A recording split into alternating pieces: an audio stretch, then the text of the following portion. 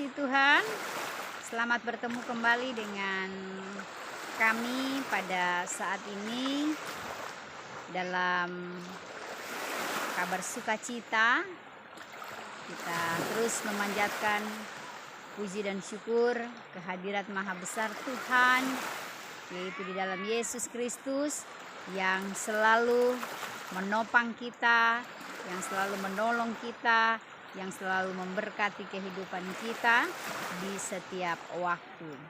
Kalau kita ada hari ini, tentunya kita akan tetap berkata, terima kasih Tuhan untuk berbagai kekuatan, untuk kesehatan, untuk kemampuan yang Tuhan terus anugerahkan dalam hidup ini, sehingga kita dimampukan boleh melewati semua musim dalam hidup ini.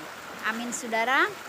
Kembali pada saat ini kita hendak belajar kebenaran firman Tuhan. Semoga firman Tuhan akan terus dapat mendorong iman percaya kita, sehingga kita akan kuat menjalani hidup ini yang penuh, yang syarat dengan banyak-banyak persoalan dalam hidup ini. Ya saudara, saat ini saya sedang berada di pantai. Ya, ini boleh dilihat pantainya sangat indah sekali. Di sini desiran ombak, ya karena ini sudah mulai petang. Kemudian alamnya yang sangat indah sekali. Di sini boleh menghirup udara yang sangat segar sekali, dan bersama dengan keluarga ya kita menikmati alam ciptaan Tuhan yang luar biasa. Hal ini hendak mengingatkan kepada kita bahwa Tuhan itu ada. Amin. Tuhan itu berkuasa dan Tuhan itu berdaulat atas kehidupan setiap kita manusia. Itu. Kalau kita melihat alam ciptaan yang indah seperti ini, kita mengingat bahwa hal yang seperti ini tidak terjadi dengan sendirinya, tetapi ada sosok, ada pribadi, ada Tuhan yang menjadikan segala sesuatunya, dan kita manusia tinggal menikmati apa yang sudah dikaruniakan Tuhan dalam hidup ini. Saudaraku yang dikasihi Tuhan, mari selama 1 bulan, di bulan Oktober ini kita akan terus bicara tentang tema kita, tema sentral kita, yaitu kuat di dalam Tuhan. Iya, kuat di dalam Tuhan. Itu sepanjang bulan Oktober ini, ya saudara-saudara yang mengikuti terus menonton video kami akan terus telinganya akan terus diperdengarkan berita-berita, ya renungan, khotbah tentang firman Tuhan yang berbicara tentang kuat di dalam Tuhan. Ya saudara ya. Oke. Sebab itu mari jangan pernah kita bosan-bosan, jangan pernah kita merasa jenuh ketika kita harus mendengar firman Tuhan. Karena kenapa? Karena kita tidak tahu hidup yang kita jalani hari ini apakah besok akan berakhir pada besok, kita tidak tahu. Ya, jadi kita berlomba di dalam dunia ini. Jadi jangan kita menganggap bahwa ketika kita ada di dunia ini kita akan terus-menerus hidup. Tidak. Jadi sebenarnya kehidupan ini kita berada di area pertandingan, perlombaan. Nah, oleh sebab itu di setiap waktu yang ada pasti kita membutuhkan Tuhan dalam hidup ini. Siapkan hatimu, kita akan mendengar firman. Pada saat ini kita berdoa. Tuhan Yesus, firman yang hidup, yang memberikan kami senantiasa kekuatan dalam menjalani hidup ini. Pada saat ini kami hendak belajar, kami hendak mendengar firman-Mu. Diberkati kami semua, hamba-Mu Engkau pakai yang tidak ada apa-apanya ini untuk menyampaikan firman Tuhan pada saat ini. Berkati tempat ini, berkati apa yang kami gunakan ini Tuhan, fasilitas yang kami gunakan yang sangat sederhana ini, semua ini demi hormat dan kemuliaan nama Tuhan. Di dalam nama nama Yesus kami berdoa. Haleluya. Amin. Ya, saudaraku yang dikasihi Tuhan, mari kita yang ada Alkitabnya di rumah, ya, ataupun yang saat ini sedang ada bersama dengan kami di sini, bisa membuka Alkitab kita dari 2 Korintus pasal yang keempat, ayat yang ke-7, 8, 9, dan ayatnya yang ke-10. Kita akan baca firman Tuhan ini demikian. Tetapi harta ini kami punyai dalam bejana tanah liat, supaya nyata bahwa kekuatan yang melimpah-limpah itu berasal dari Allah, bukan dari diri kami. Dalam segala hal kami ditindas, namun tidak terjepit. Kami habis akal, namun tidak putus asa. Kami dianiaya, namun tidak ditinggalkan sendirian. Kami dihempaskan, namun tidak binasa. Kami senantiasa membawa kematian Yesus di dalam tubuh kami, supaya kehidupan Yesus juga menjadi nyata di dalam tubuh kami.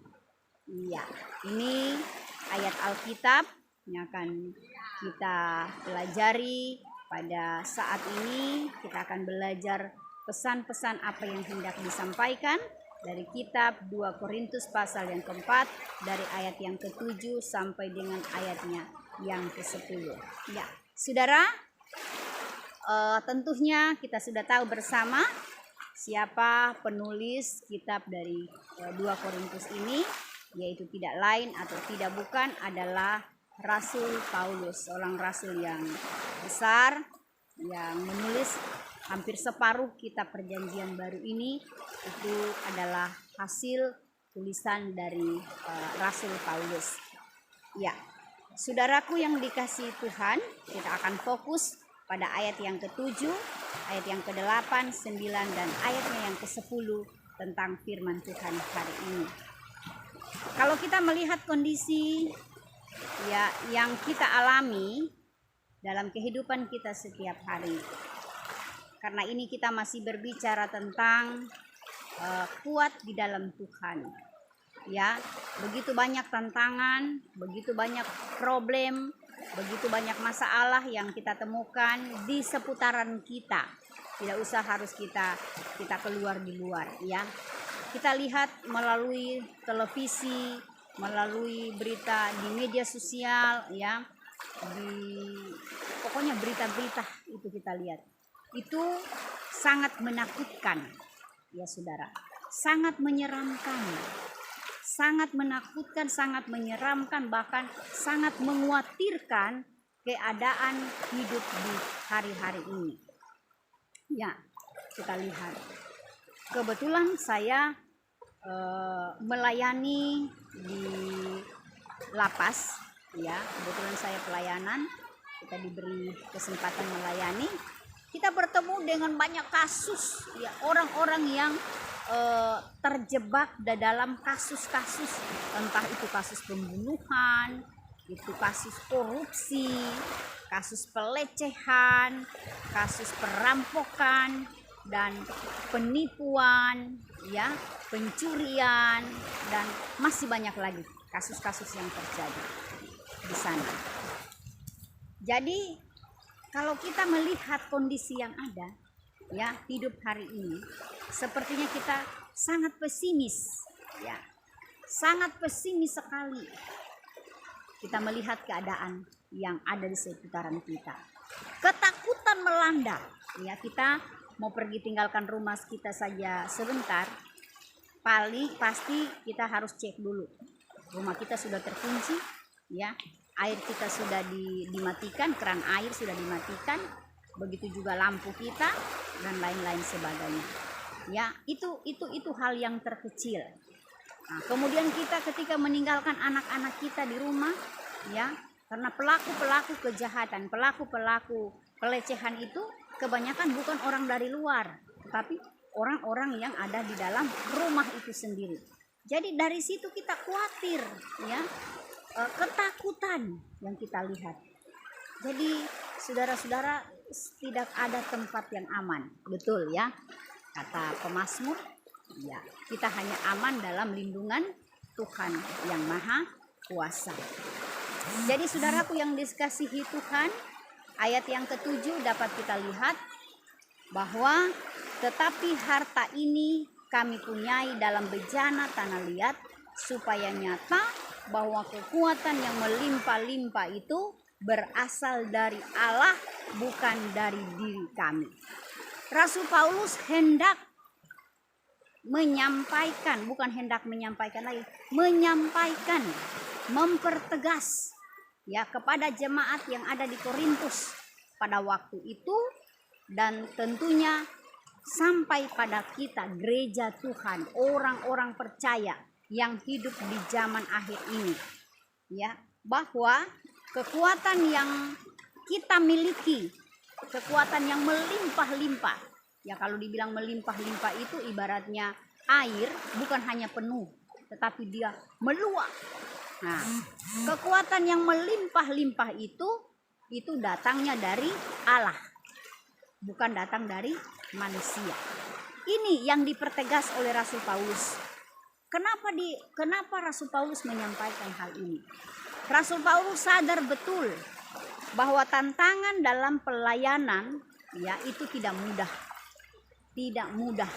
didapati atau dialami oleh Rasul Paulus. Di sini Injil begitu mudah diberitakan, tetapi di tempat yang lain Injil harus ditolak, mengalami tantangan-tantangan yang berbeda. Nah, oleh sebab itu, jika menggunakan kekuatan sendiri, berita firman Tuhan, berita Injil, berita keselamatan itu tidak akan sampai kepada kita.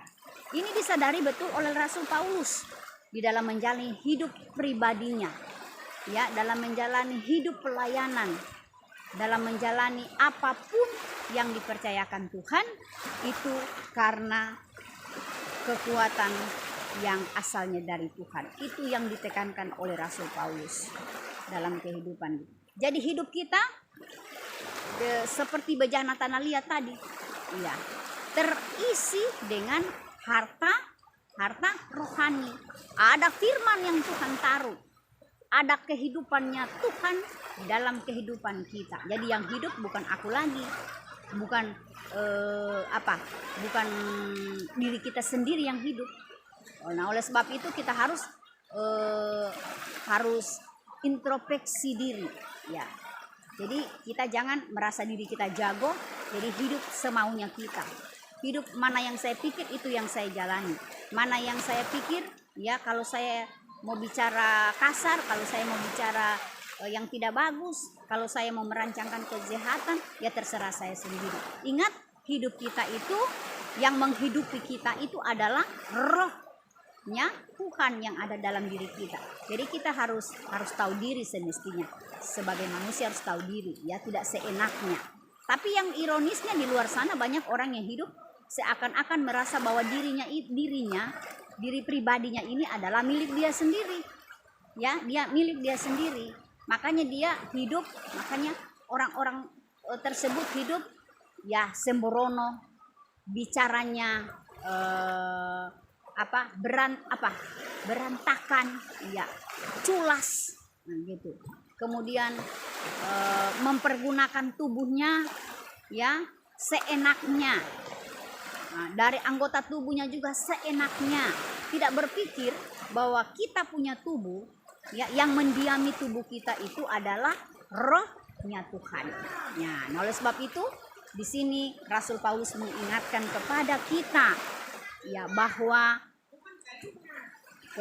kekuatan yang melimpah-limpah yang kita miliki, ya, kekuatan yang kalau dibilang melimpah ini berarti dia seperti air tadi, air yang ada di dalam gelas, bukan hanya penuh tetapi dia tumpah, ya, tumpah. Nah, artinya itu bagaimana itu, ya. Nah, keadaannya kalau dibilang melimpah-limpah, berarti dia tidak pernah habis, ada terus kekuatan itu. Dan itu kekuatan yang tersimpan itu bukan datangnya dari pihak manusia, tetapi dari pihak Tuhan Allah, Sang Pemberi hidup ini, ya, seperti itu. Saudara-saudaraku yang dikasih Tuhan, lanjut pada ayat yang ke-8. Dalam segala hal kami ditindas, namun tidak terjepit. Yes, bayangkan luar biasa. Ditindas, penindasan terjadi. Ya, ditindas tapi tidak terjepit. Banyak pengalaman rohani kita, ya, banyak pengalaman iman kita, banyak pengalaman kehidupan keseharian kita yang sudah kita jalani. Jadi saya tidak kaget lagi, saudara, kalau yang namanya itu ditindas, karena saya sudah pernah mengalami, ya, saya mengalami itu. Tetapi di dalam penindasan yang saya alami itu, saya tidak terjepit, ya, tidak terjepit. Karena kenapa? Ya, karena kenapa? Karena ada kekuatan Tuhan yang melimpah-limpah itu di dalam diriku. Jadi saya sudah bukan cuma ditindas, saya juga diteror, saya sudah alami. Ya, apalagi dibikin orang salah, saya sudah alami. Difitnah tidak usah dibilang, ya. Dikata-katain yang buruk, saya juga sudah alami. Ya, dalam pelayanan, dalam melakukan pekerjaan saya juga sudah alami. Jadi banyak hal, tetapi saya melihat bahwa keadaan-keadaan yang tertindas seperti itu tidak terjepit. Bayangkan, coba kita lihat kalau macam bola mobil yang besar itu, kemudian tiba-tiba ada kucing lewat, lantas itu dia akan diinjak. Nah, itu pasti akan bonyok. Tetapi ini tidak. Karena kenapa? Karena ada kekuatan Tuhan yang melimpah-limpah di dalam diri kita. Ya, banyak persoalan, banyak tantangan, ya, dalam pekerjaan kita, ya, dalam pelayanan, dalam keluarga kita, dalam pribadi kita, ya, yang membuat kita seakan-akan kita tidak mampu lagi untuk berdiri. Kita tertindas, ya, bukan cuma tertindas tapi tertindas dengan dosa. Itu kalau kita sudah tahu itu ada dosa, ya jangan dilakukan, ya jangan dilakukan.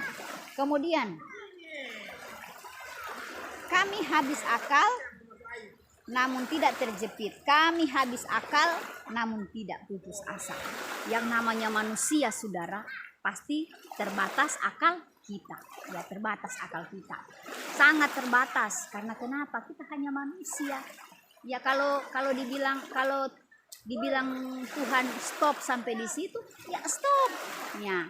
Itu banyak perkara dalam kehidupan kita setiap hari yang kita jalani, ya, kerap kali sepertinya kita, aduh Tuhan, so tidak mampu saya berpikir. Ya betul, ya, saya tidak mampu lagi Tuhan berpikir. Ya, saya tidak mampu lagi Tuhan untuk memikirkan itu. Karena kenapa? Ini otak yang kecil ini sudah penuh. Ya, ibaratnya file komputer atau file laptop atau file ini, kita punya HP sudah penuh.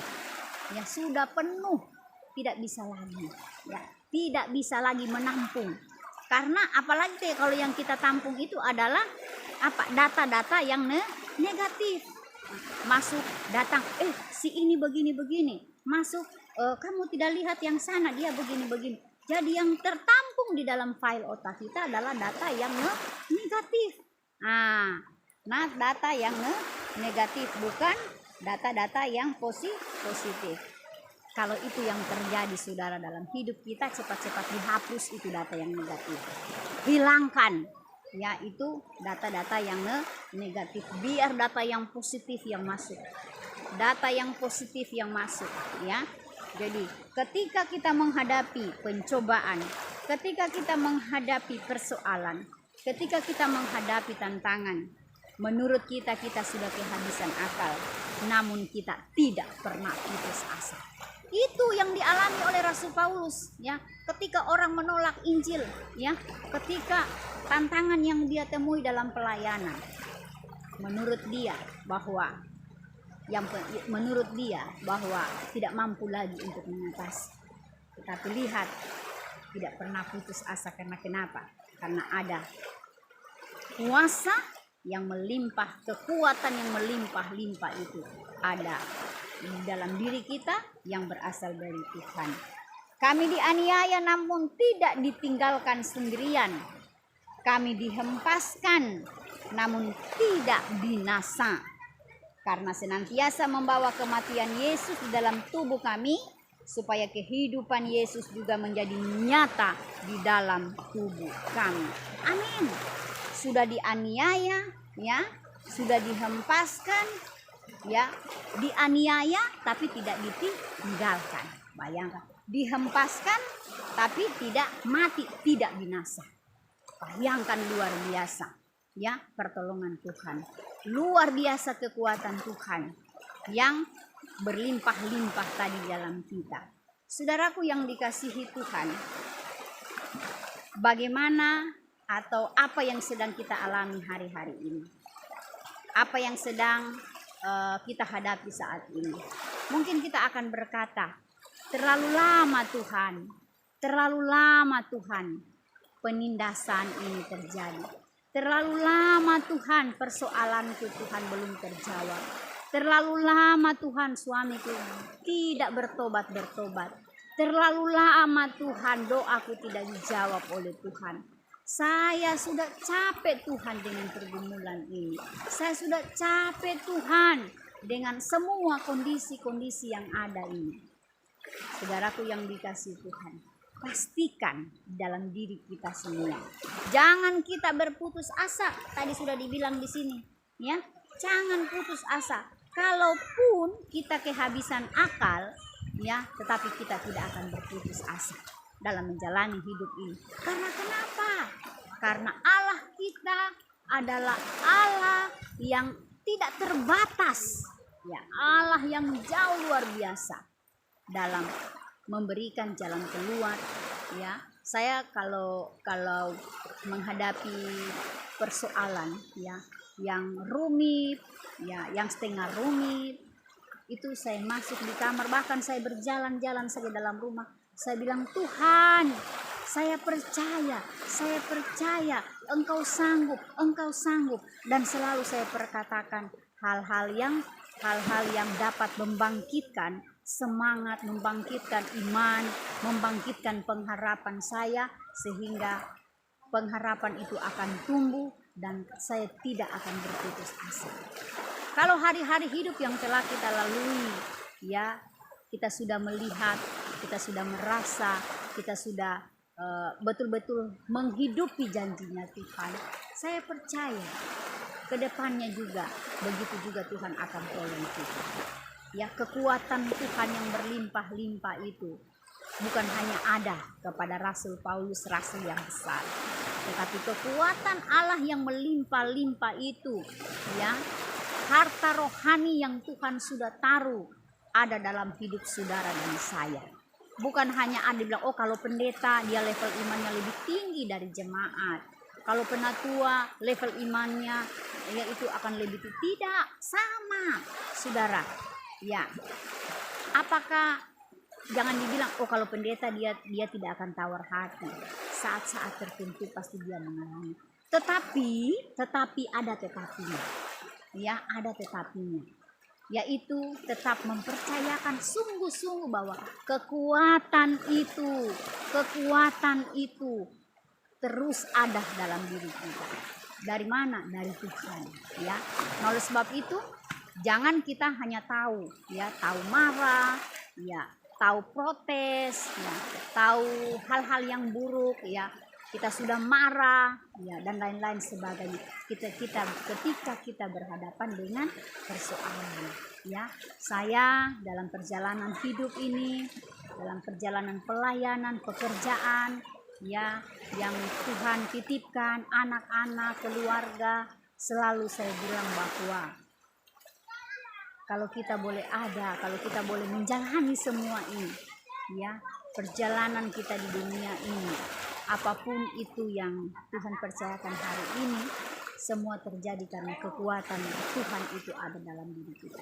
Sekuat apapun kehidupan kita, sehebat apapun kita, ya, tidak akan bisa menyamai kekuatannya Tuhan untuk menyelesaikan setiap persoalan. Ingat dalam ayat yang ke-10, kami senantiasa membawa kematian Yesus di dalam tubuh kami, supaya kehidupan Yesus juga menjadi nyata di dalam kami. Kehidupan Yesus, ya, kehidupan Yesus yang nyata di dalam tubuh kami, di dalam tubuh kita, ya, kehidupan Yesus. Jadi bagaimana orang lain akan melihat Yesus, bagaimana orang lain akan mengambil keputusan percaya kepada Yesus kalau hidup kita, ya, yang kesehariannya saja tidak mencerminkan karakter Kristus, ya, masih suka ngomel-ngomel, masih suka fitnah orang, masih suka selingkuh, masih suka dengki, masih suka dendam, masih suka gosip, apalagi sombong, ya, apalagi banyak lagi hal-hal. Nah, oleh sebab itu, mari saudaraku yang dikasihi Tuhan, agar supaya orang lain tertarik kepada kehidupan, tertarik kepada Yesus yang adalah juru selamat kita, dan orang akan sampai ke surga itu tentu melalui kita, kehidupan kita. Bagaimana kalau kita dalam keadaan kondisi tertekan, kita tertindas, kita teraniaya, kita terjepit, ya, kita malah larinya kepada kekuatan dunia. Tidak bisa, orang tidak akan percaya. Berdoa sih berdoa, saudara, ya, biasanya ia berdoa, tapi setelah berdoa dia cari doa-doa yang lain. Nah, ini yang bahaya. Nah, oleh sebab itu, saudaraku yang dikasihi Tuhan, mari firman Tuhan pada saat ini mengingatkan kepada kita, jangan pernah ragu, kekuatan Tuhan itu ada di dalamnya, ya, pegang kekuatan itu, dan jangan pernah pergi pada kekuatan-kekuatan yang lain. Dalam keadaan apapun juga, dalam keadaan sedih, dalam keadaan bergumul, dalam keadaan berjuang, dalam keadaan menjerit, dalam keadaan tertekan, dengan beban-beban yang ada, dengan pergumulan yang ada, percaya bahwa di dalam dirimu, di dalam diriku ada kekuatan Allah yang melimpah-limpah di dalam diri kita. Ketika kita menaruh seluruh beban kita kepada Tuhan, Tuhan akan ambil alih dan akan diberikan kekuatan yang ekstra lagi. Ingat, firman Tuhan katakan bahwa kalau Tuhan taruh itu pencobaan tidak melebihi kekuatannya, ya, pasti kita akan dimampukan untuk menjalani semua kehidupan, termasuk di dalamnya beragam-ragam pergumulan, tantangan, persoalan yang ada. Ya, tetap kuat, tetap optimis, jangan pernah putus asa, karena bersama dengan kekuatan Tuhan kita akan dapat dan mampu menjalani kehidupan yang ada. Haleluya, amin. Kita doa. Tuhan Yesus, terima kasih banyak untuk firman-Mu. Berkati setiap orang-orang yang mendengar, biarlah mereka akan dikuatkan apapun bentuk persoalan mereka. Mari Tuhan, tolong mereka. Terima kasih, dalam nama Yesus kami berdoa. Haleluya, amin. Ya, saudaraku yang dikasihi Tuhan, jangan lupa ya tonton, like, beri komentar, ya. Mungkin ada yang mau didoakan, ada yang mau konseling, silakan di kolom komentar, dan jangan lupa subscribe senantiasa. Jadi kalau Bapak Ibu semua yang menyaksikan tayangan video-video kami ini, ya, dapat memberi dukungan kepada kami agar supaya pelayanan ini akan terus dapat berjalan, dan kami akan lebih bersemangat lagi untuk terus melayani Tuhan lewat dukungan dari semua kita yang menonton video ini. Terima kasih, semoga dapat menjadi saluran berkat. Tuhan Yesus berkati kita semua, dan bersama dengan Tuhan kita akan kuat selalu menghadapi kehidupan ini. Shalom.